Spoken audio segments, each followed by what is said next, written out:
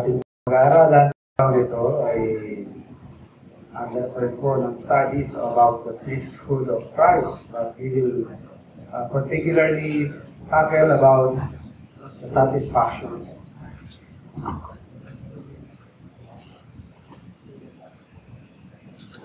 Satisfaction of Christ.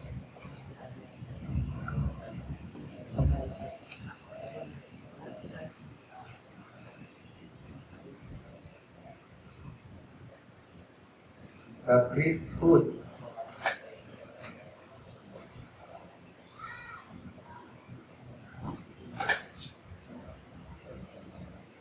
Pero ang subtopic po natin is satisfaction.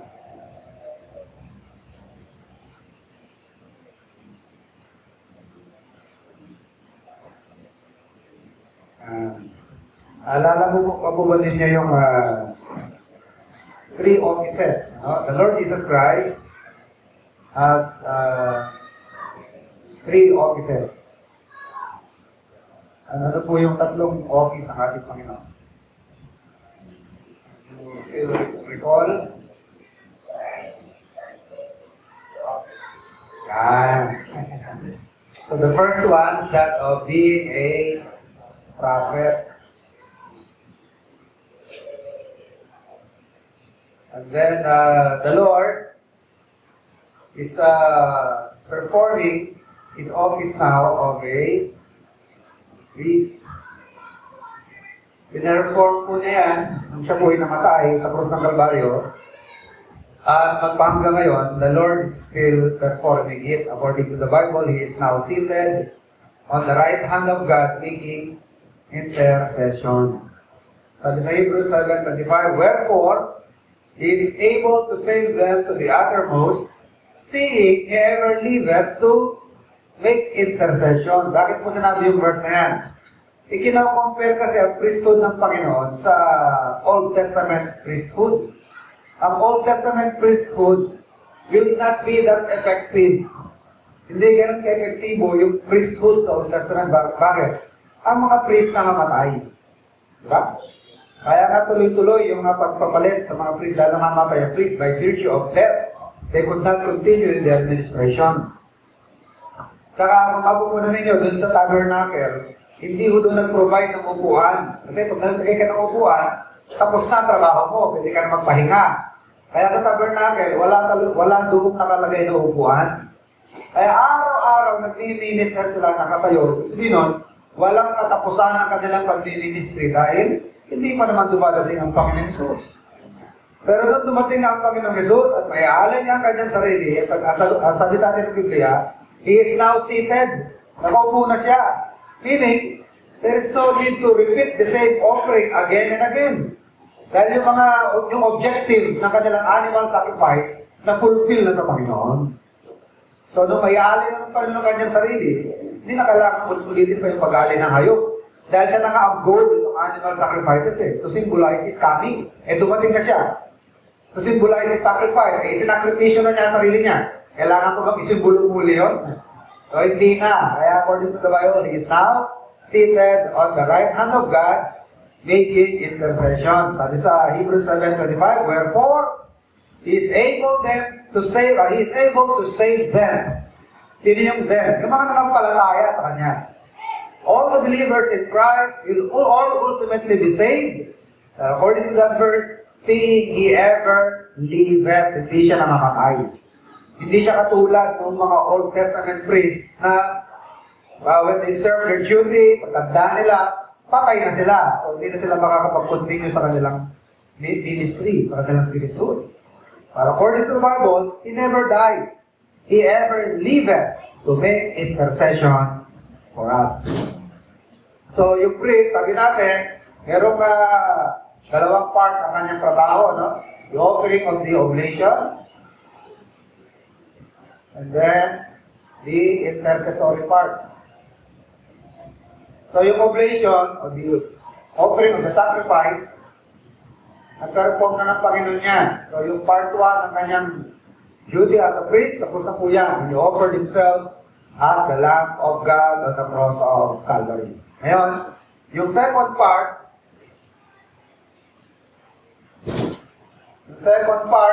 of his duty as a priest, kasalukuyan pa pong ginagampanan ng ating Panginoon. Ngayon, kung gaano importante ang pag-alay niya ng kanyang buhay, ganon din ka-importante ang kanyang pag-intercede bilang priest. Kaya nga ang Bible is ang gospel is a complete package. It is a complete thing. It is the death, burial, and resurrection. Dahil kahit na namatay ang Panginoon, kahit na hinalay niya ang kanyang sarili, at napalibing siya, if He did not rise from the dead, sabi ng Bible, if Christ did not rise from the dead, you are still in your sin, and your faith is vain. Hindi nabura ang kasalanan kahit namatay ang Panginoon, at nanampalataya kayo ng walang kabuluhan. Walang saysay ang pagsampalataya natin sa Panginoon kahit namatay pa siya, kung hindi siya bumamon mula sa kamatayan. Wala tayong i-dismiss, wala tayong pipiliin sa death, burial, and resurrection of Christ. It has to be a complete thing, a complete package. A death, burial, and resurrection of Christ. So yung death and burial, ito yan, first part. And the intercessory part, ito na yun, yung resurrection of our Lord Jesus Christ. So ganun po siya ka-importante. Okay? And soon, yung kanyang office of a king, ito po yung mag-perform sa, so at present, ito po ay in the spirit.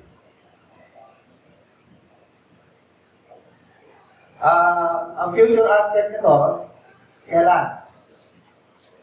When the Lord establishes His millennial kingdom. So, doon na po fulfill yung future aspect. So, ang present aspect of the kingdom, ito po ay in the spirit, nararamdaman lamang, hindi natin kita. Kaya nga in the spirit, invisible, pero nararamdaman. Di ba, marami tayong hindi nakikita, pero nararamdaman?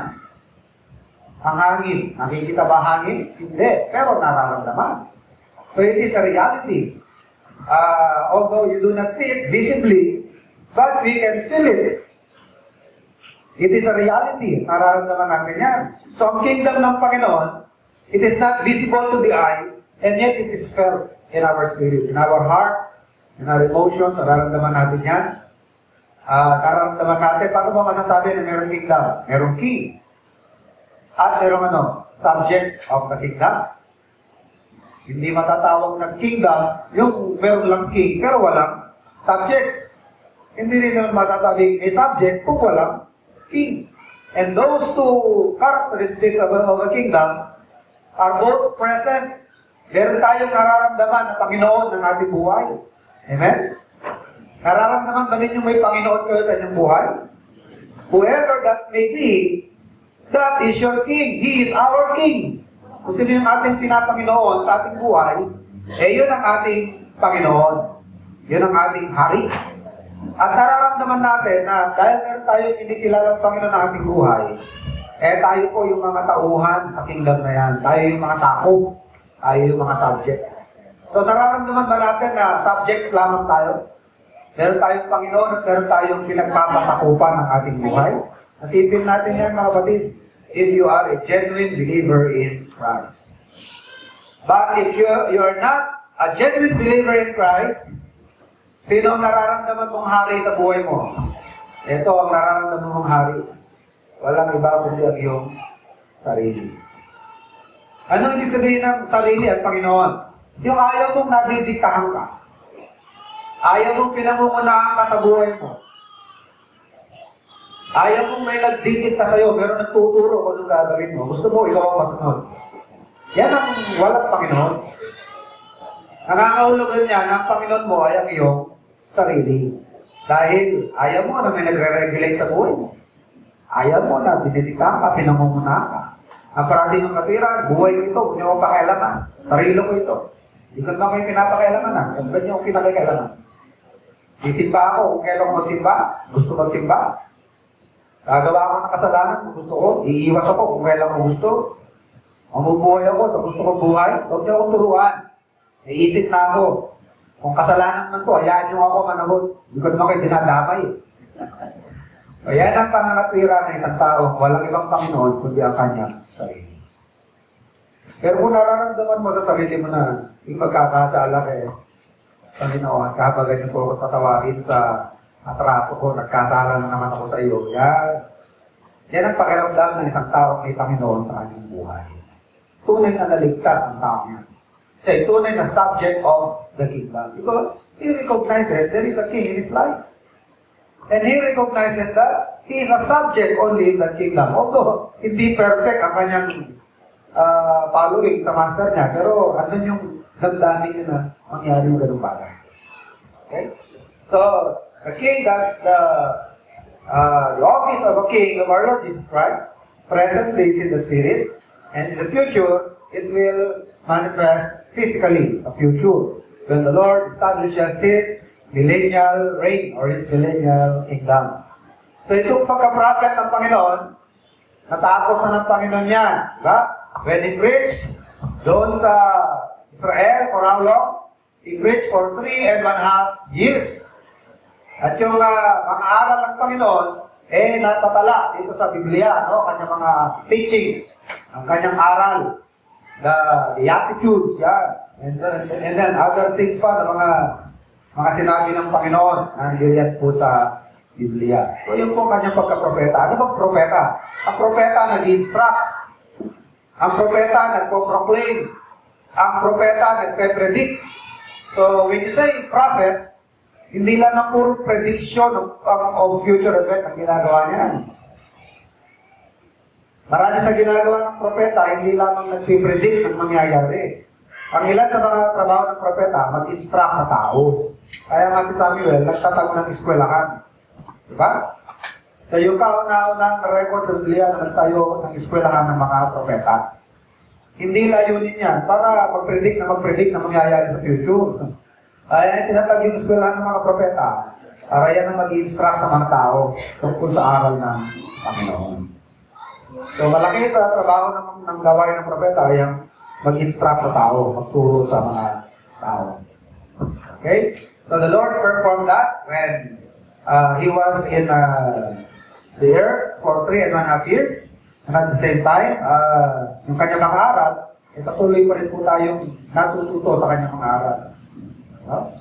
So, puntahan na po natin itong satisfaction of Christ. Alam niyo po itong satisfaction of Christ? Kasama pa po yan sa kanyang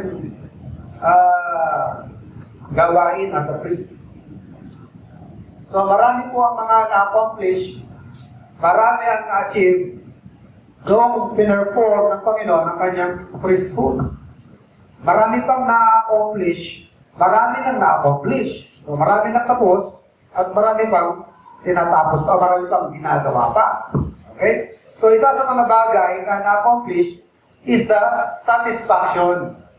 Ano ba yung satisfaction? Ayan, aralin natin yan, no? So, in the study of the priesthood of Christ, there are several terms that we need to define. At lahat ng mga terms na yan, relevant yan sa ministry ng Panginoon as a priest in order to accomplish our salvation. So, in the salvation of men,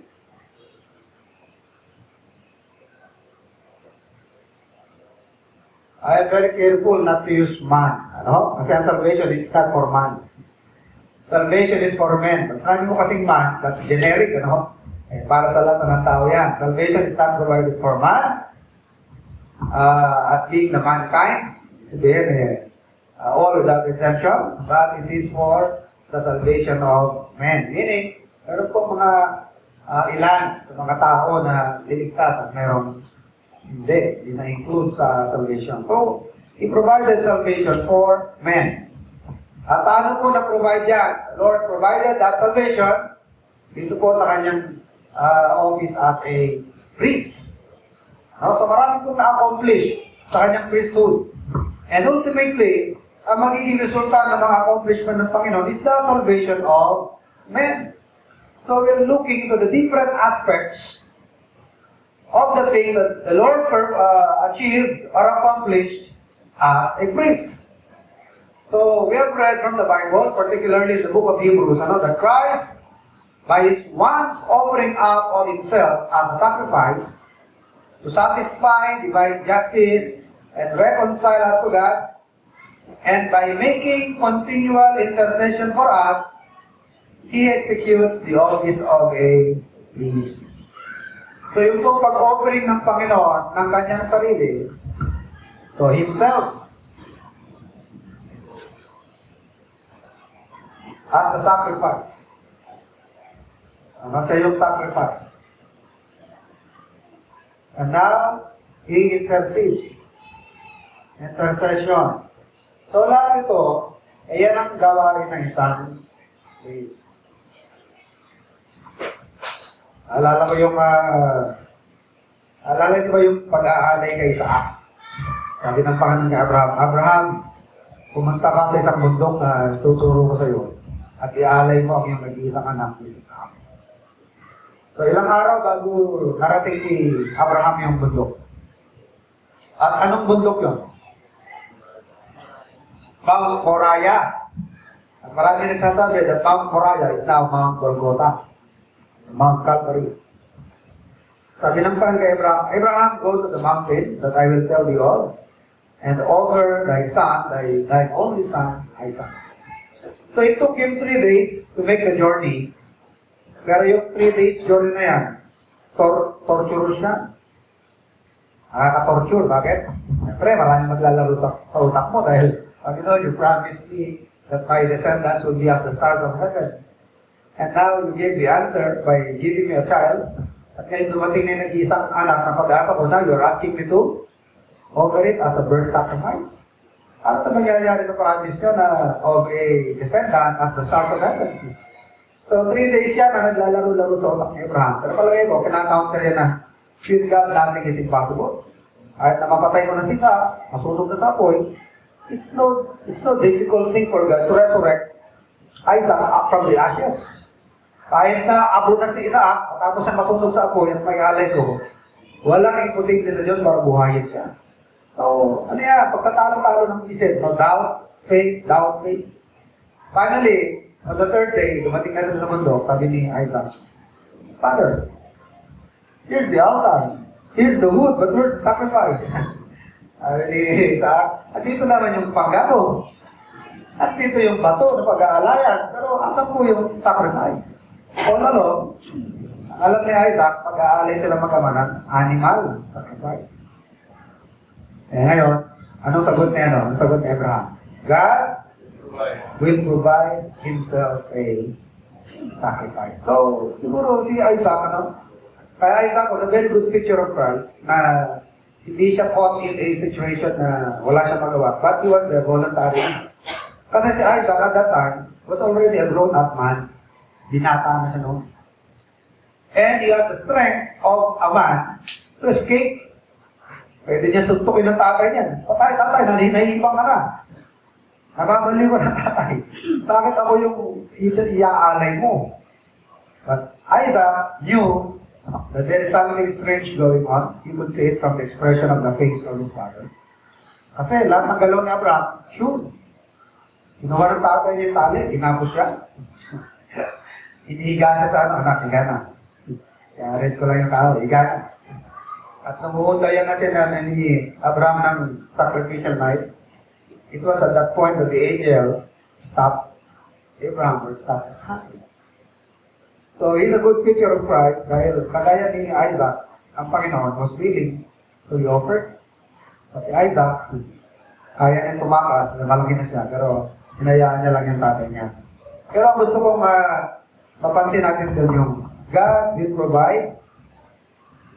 Di ba, ang pangalan ng Jehovah Jireh, God will provide.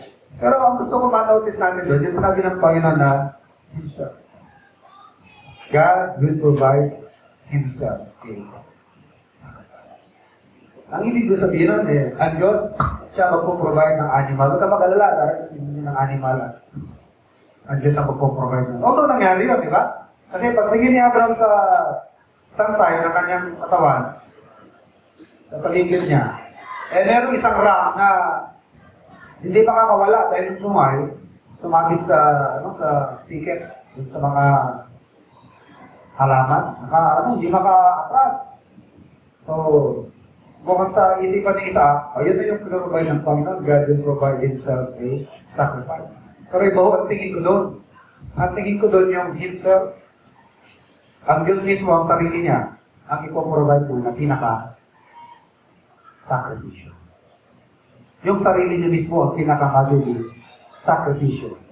And that was fulfilled in the person of our Lord, Jesus Christ. O Panginoong Jesus Christ. Nakita po ninyo? God will provide Himself. Yung sarili niya ang ipoprovide niya na pinaka-sacrifice. Diba yan ang nangyari? God Himself, God will provide Himself. Ipoprovide niya yung sarili niya na pinaka-sacrifice. And that was fulfilled in the person of our Lord, Jesus Christ. So Christ, by His once offering out of Himself, as a sacrifice to satisfy divine justice and reconcile us to God. And by making continual intercession for us, executes the office of a priest. So, meron pong mga ilang bagay na na-accomplish because of that. No? Yung expiation. Narinig nyo na ba yung salitang expiation? Mukhang hindi pa kasi wala sa Bible yan. Theological term yan. Pero yung itong salita ito, meron. Propitiation. Sa 1 John, di ba? 1 John, the Lord Jesus Christ is the propitiation for our sins. What else? Reconciliation. Okay? So, hindi tayo nag-point lang rin ng mga makakatunog, mga nagra-write na word. Akala nyo nagdudugtong-dugtong lang tayo ng mga nagra-write para si Yoye Villanera, mga Sean, Sean. So, hindi ganon. Mga katotohanan po na ganap ito. Ano ba yung pagkakaiba ng expiation sa propitiation? When you say expiation, ang address po niya yung guilt. Yung guilt natin ang in-address niya. Christ was the expiation for our guilt. Para ma-cancel ang ating atraso sa Diyos. Para ma-cancel yung guilt natin. Christ was the expiation for our guilt. At the same time, Christ was the propitiation before God. So it is addressed to God, especially sa kanyang justice. Justice naman ang ina-address ng propitiation ng Panginoon. So yung demand of the law, the demand of the justice of God, which is punishment, will be what? Will be satisfied or was satisfied by the death of our Lord Jesus Christ. So He became the propitiation for our sins.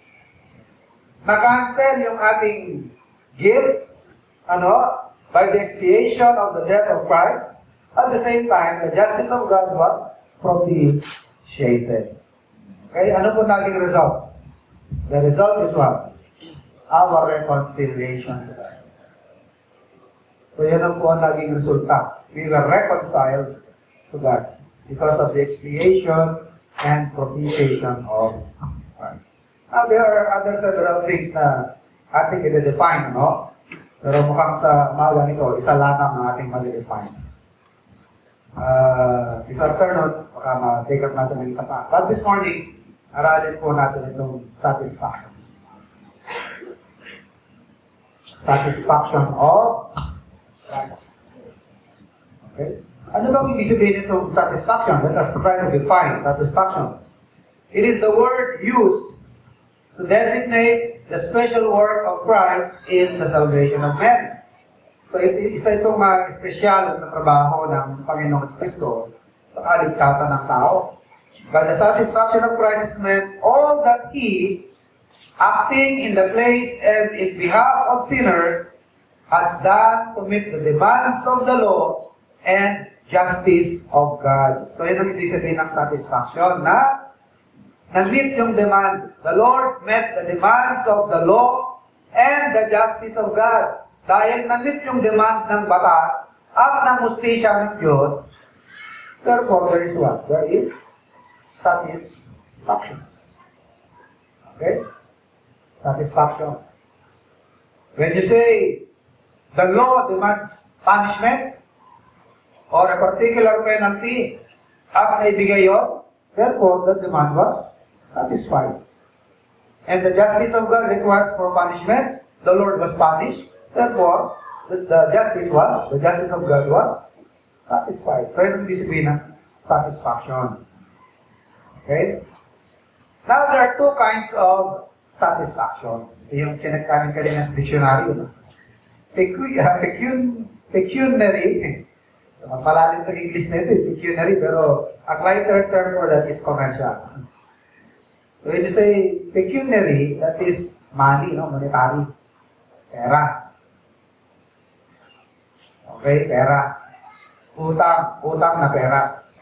So, pagka meron tayong utang na pera, merong dinademand sa atin. No? We are demanded payment.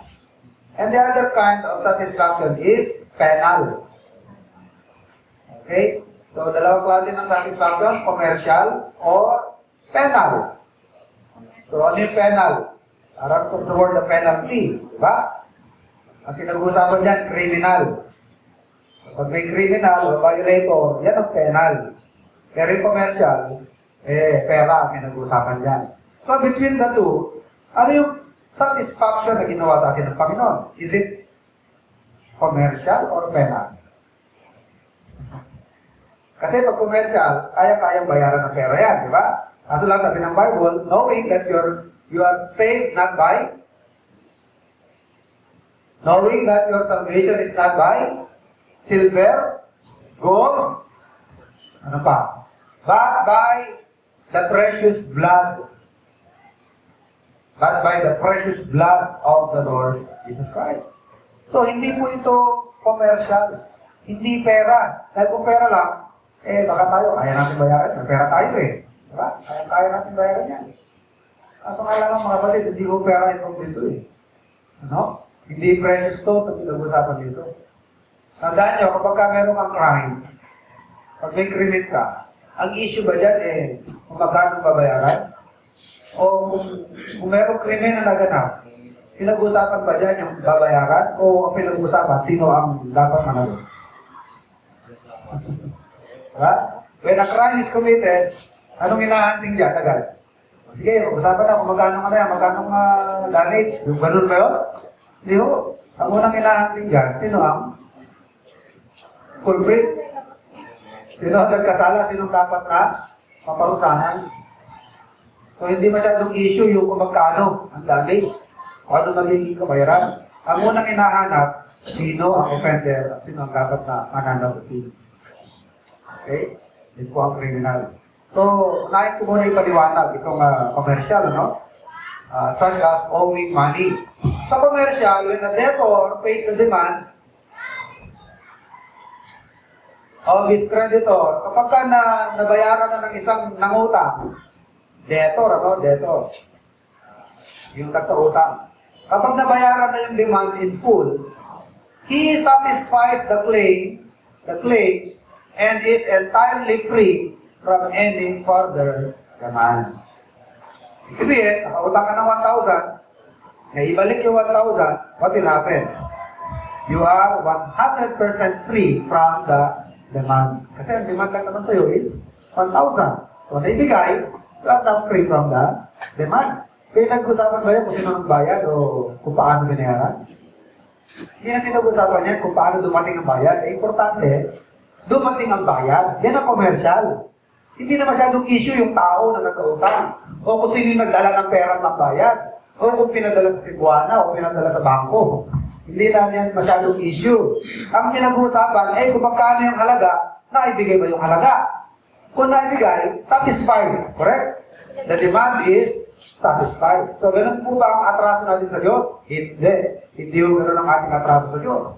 Dahil tayo ang hinahabol ng Diyos. Tayo mismo ang hinahabol ng Panginoon dyan Ang mustisya ng Panginoon. The soul that sinneth, sinabi ba must pay with money? No. Ang dinedemand ng justisya ng Diyos is, the soul that sinneth, it shall what? It shall die.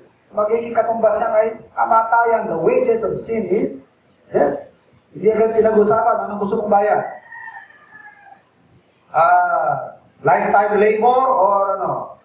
O madalang sa impyerno o magkano mo mo sa pera? Hindi yun. Sinasabi niya, the soul that sinneth, it shall die. So when the debtor pays the demand of his creditor in full, he satisfies the claims and is entirely free from any further demands.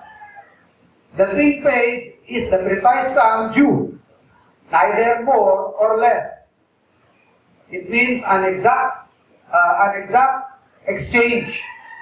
So much for so much. It is an exact exchange. So 1,000 for 1,000. So exact lang. Ano? There is no condescension. Walang involved na pagpapakababa. There is no mercy or grace involved on the part of the creditor receiving the payment of a debt. Pagka ba binayaran ka sa utang, kasabihin ba ng pinag-utangan mo, pasalamat ka, naawa ako sa iyo. Meron bang ganon? May malaking utang na loob ba yung ano, yung nang-utang doon ka nagpa-utang na salamat ka, nautang kita ng 1,000 at 1,000 na kasi naging mo sa'yo. Hindi ko ginawang 5-6 yan. Kung 5-6 yan, 1-2 na yan. Utang mo sa akin, utang na loob mo yan. Hindi mo. There is no grace, there is no mercy involved, there is no humiliation, there is no condescension. What is it? It is an exact exchange. So much for so much. Yan ang commercial. Okay? It matters not by whom the debt is paid, by the debtor himself or by someone in his stead. Because the claim of the creditor is simply upon the amount due and not upon the person of the debtor. Nakuha niyo yung pagkakaiba, nakuha niyo yung direksyon ng commercial. Hindi na pinag-usapan kung paano binayaran, sino nagdala ng bayad. Ang importante yung amount. Kung ano yung piniklaim, dahil ang pinag-usapan dito is the amount due and not the person of the debtor. So sa criminal or penal, ibang-iba naman. Kung sa commercial, ang concentration is dun sa debt or what is due. Pagdating sa penal, ang hinahabol is the person. The offender. Okay? So, atin naman itong i-elaborate ng konti itong penal. The demand, dito sa penal, the demand is on the offender. Not the nature of the penalty, but who shall suffer. Sino ang dapat mag-suffer? So, dito po sa criminal or sa penal, the sinner himself or the criminal himself is liable to justice. And in human courts, sa korte na panlupa, substitution is out of the question. Hindi ka nagde-demand na dapat gano'n ako substitute dito. At hindi rin obligado ang magistrate o ang OS na mag-provide ng substitute mo. So, hindi dito pinag-usapan ng substitution. The provision of a substitute to bear the penalty of the criminal would be to the offender a matter of pure grace, enhanced in proportion to the dignity of the substitute and the greatness of the evil from which the criminal is delivered. Okay? So, dito po sa penal, ang focus dito ay sa offender. At hindi under obligation ng sinamang tao na mag-provide ng substitute para sa kanya. If ever, a substitute will be provided, sabi rito, it is a matter of grace between the substitute and the magistrate. Nandun na lamang sa gustong maki-substitute ko o sa magistrate kung papayag siya. Kasi sa criminal, totally, wala kang ano yan, wala kang say. Na kung ibigay sa iyo ng bubo o kakursahan, that is entirely justice. Wala ka nang magagawa niyan. Pero kung magpo-provide ng substitute para sa'yo, depende na lang yan. It's a matter of arrangement between. Hindi ka kasali dyan. Hindi ka nakasali. Ang mag-arrange na lang dyan, yung substitute mo, or yung magistrate, yung papayag yung magistrate, na meron kang pwedeng maging substitute. Okay? So the penalty did not be of the nature of the injury inflicted, because all that is required is that it should be a just equivalent. So, kunyari, sa kaso natin, bakit tayo dadalit sa hell? Okay? Because of our sins. So, ang pinakaparusa sa atin is to be brought to the hell, dito po sa lake of fire. Because of our sins. Ang kabayaran sa ating mga kasalanan, pagdudusahan natin dyan sa lake of fire. Ngayon, in the case of the elect, sa atin po ng mga elect, hindi na tayo magdudusa sa mga kasalanan natin sa impyerno. Bakit? Meron na nagbayad sa ating kasalanan. Pero, bakit hindi nagpunta ang Panginoon sa impyerno? Para doon niya pagbayaran yung kasalanan natin. Hindi ba naisip yan? Kasi nga, ang atraso natin sa Diyos is not commercial. Hindi po commercial. Ano ba sabihin ng commercial? So much for so much. An exact exchange. Di ba? Nakita niyo po yun? So yung kabayaran ng Panginoon sa kasalanan ng mga elect, kasi lahat tayo, hindi lang naman condemned eh. Di ba? Kailan lang nawala ang condemnation sa mga elect? Isinilang ang mga elect na under the state of condemnation. Ano sabi ng Romans 3:18? He that believeth not on the Son is condemned already. Meaning, until nanampalataya ka sa Panginoon, lahat tayo, kahit tayo elect, we are in the state of condemnation. Kailan lamang nawala ang condemnation natin? Upon believing in Christ. Kaya sabi sa Romans 8:1, there is therefore now, ngayon na lamang nawala, there is therefore now no condemnation to them that are in Christ Jesus. Doon lamang nawala ang condemnation natin nung tayo'y nanampalataya sa Panginoon.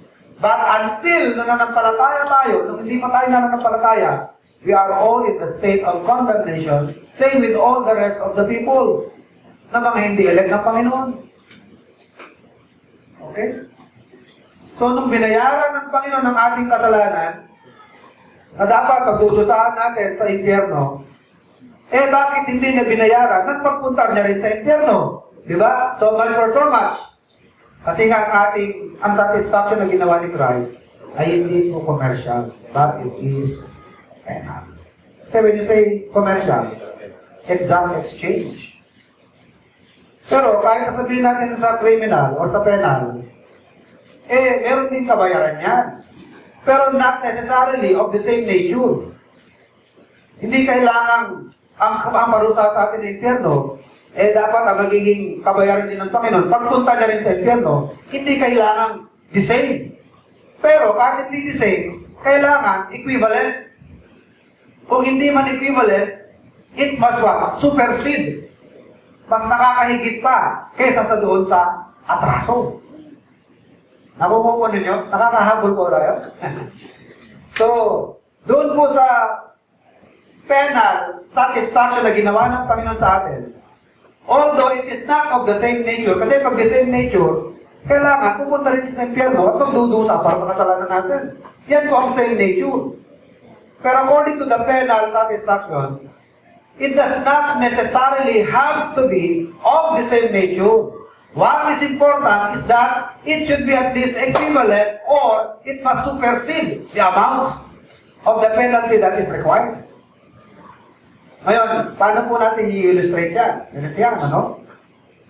Yung pong kamatayan ng isang mabuting tao, the death of a good man. Kaya isang mabuting tao, huwag na lang yung masamang tao.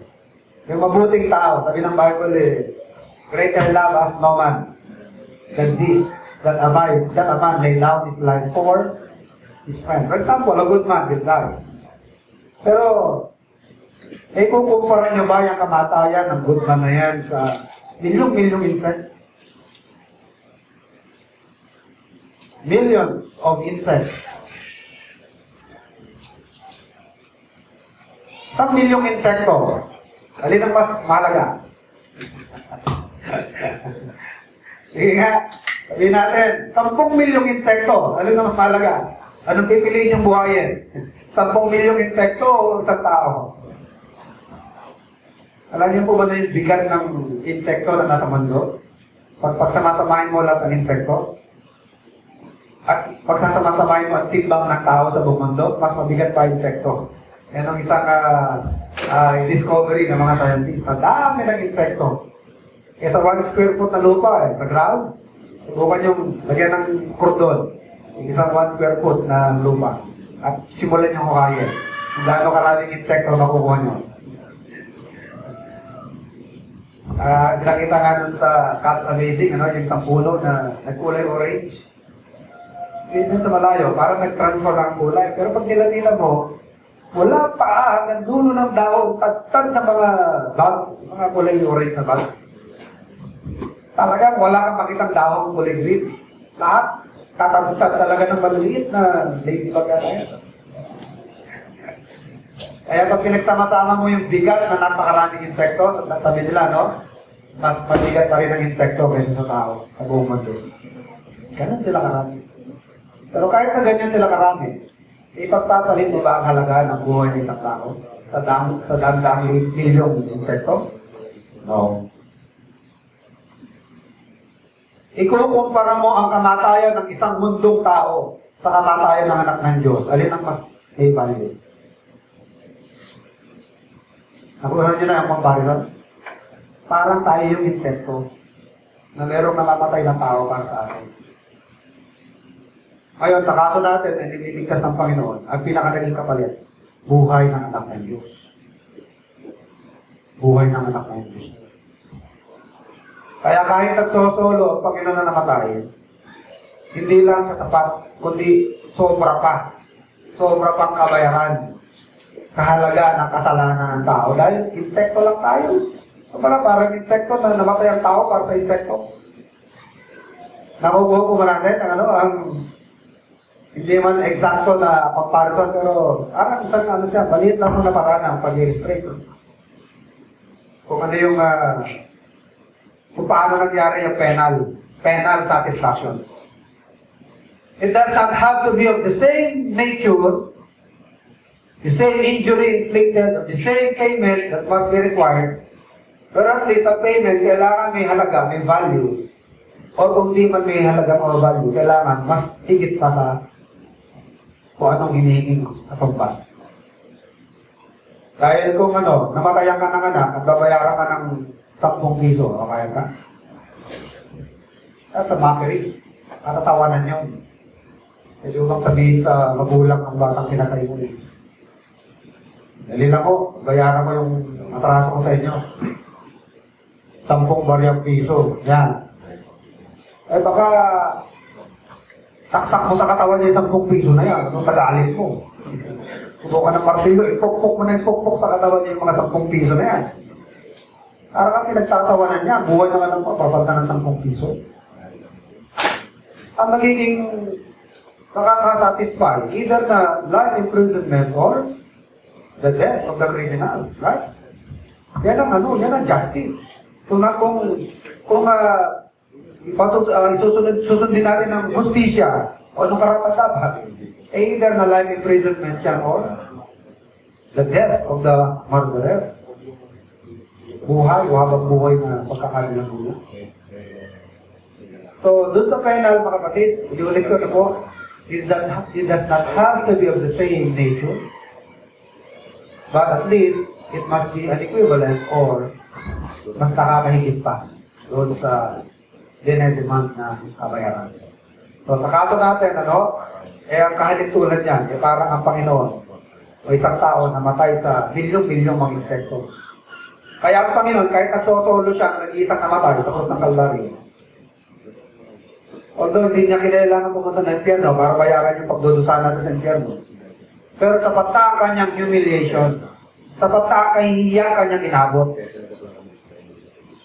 Imagine po ba natin yan ang pinagdusahan ng Panginoon? Hindi lang yung sakit ng krus. Hindi lang yung sakit ng krus na ng pako na ipinapako sa kanya.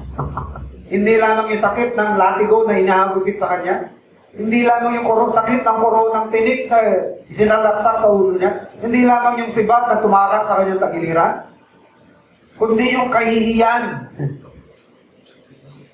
Yung kahihiyan na inabot ng Panginoon. Yung inosente, magdudusa ng isang kriminal, katulad ng pagdurusa ng isang kriminal. Grabing humiliation. Grabing kahihiyan ang inabot ng Panginoon. Pero alam niyo po ba kung ano nag-motivate sa Panginoon na gawin yan? At daanan lahat yan? Ang sagot nasa Hebrews 12:1. Hebrews 12:2 rather. Ang sabi ng Hebrews 12:2, who for the joy looking unto Jesus, the author and the finisher of our faith, who for the joy that was set before him, endured the cross, despising the shame. Bakit hindi niya inalintana ang kahiyan? Hindi niya inalintana ang humiliation na maaari niyang sapitin. Na mamatay sa ganyang uri ng kamatayan. Walang honor eh. Diba? Walang honor yung mamatay ka sa krus. Kasi kamatayan niya ng kriminal eh. May dangal ba yung mamatay ka sa silya elektrika? Tanungin ko kayo. May dangal ba yung mamatay ka sa lethal injection? Diba yan ang pagpatay sa mga kriminal? Walang dangal doon. Pero mamatay ka na bilang bayani, ay dangal yun. Pero sa Panginoon, hindi. Dahil sa kasalanan. Pero lahat ng kahiyan na yan, mga kapatid, pinagtiisan ng Panginoon. Dahil sa katuwaan niya, na sa kamatayan niya, ay maraming maliligtas. Tayo na ngayon na maliligtas. Sabi sa Isaiah 53, he shall see of the travail of his soul, and shall be what? Shall be satisfied. Para siya yung nanganak, sa yung buntis na manganganak, na na-anticipate yung birth pangs, na-anticipate yung labor. Pero kapag ka naisilang na, she will be what? She will be satisfied. Lalo na kung kamukha niya yung sinilang. Bitaw niya yung baby. Ang ganda-ganda ng baby. Naalala ko ba yung hirap? Di ba pagka lumabas na yung pag hindi pa pinapanganak, napapamura pa no? Kasalanan mo ito. Kaya ako nagbuntis dahil sa'yo. Hindi ka na makakaulit. Pero nung sumilak na hindi isa pa to kulang pa. Bakit? Lumabas na yung baby. Maganda, di ba? Kamukha. Kaya, isa pa. Isa pang anak. Di ba? Ito nga, hindi na ako kontento Maabot na 10. Di ba? Kami, maabot na 10 Pero ba rin yung 10? Pero ito yung 10 sa magkakapatid. 10 kayo. Wala. O baka naman 12 kayo. Sila tatay pa rin doon, 10. Kami, maabot na 10 Ay, nalintana pa ba yung sakit? Wala na. Lalo na nung likod ako. Yung mabot ng po, makakapon ng pogi. Siyam na, wala pa rin. Sabi ng tagay ko, talagang hindi ako satisfied. Nung lumabas na ako, pwede na. Pwede na tigilan. Hindi na ako naiisip yung hirap. Wala na yan. Basta lumabas na yung bata. Ganon din ang Panginoon. Tiniis niya lahat ng mga kahiyan na pagdadaanan niya dahil alam niya naman kung ano magiging bunga Ang magiging bunga, maraming tao ang magdadala sa langit. Maraming maliligtas at maraming makarating sa langit. At satisfaction na ng Panginoon niya. Okay? So, yun po ang ginawa ng Panginoon para sa atin. The satisfaction of Christ. It is penal.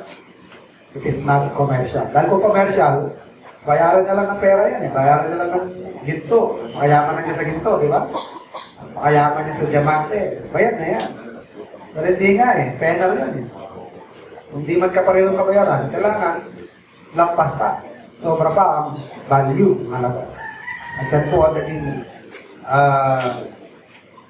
katumbas ng ating kaligtasan, ano? Yung buhay ng anak ng Diyos. Sobra-sobra pang pagtapat sa halaga natin ng mga kinamatayan niya. Parang yung buhay ng isang tao, sobra-sobrang itapat sa buhay ng milyong-milyong insekto. Hindi mo pwedeng itumbas ang kamatayan ng milyong-milyong insekto sa buhay ng tao. Kung mamimili ka, masusunog na gubat dahil may milyong-milyong insekto at meron tao na susunog sa bahay, ano pipiliin mo? Unahin mo po ba yung insekto at may nasusunog din sa bahay, may nasusunog naman sa gubat? Diba? Siyempre unahin mo yung tao dahil malayo-malayo naman ang halaga ng buhay ng tao sa buhay ng insekto. Ganon din ang Panginoon, buhay ng anak ng Diyos at naging kabayaran sa buhay ng mga taong kagaya natin. Sobra-sobra pambayad yun. Sobra-sobra. Kaya, ligtas tayo. Okay? Kahit ko tumayo, kahit ko magtapos sa ating mga.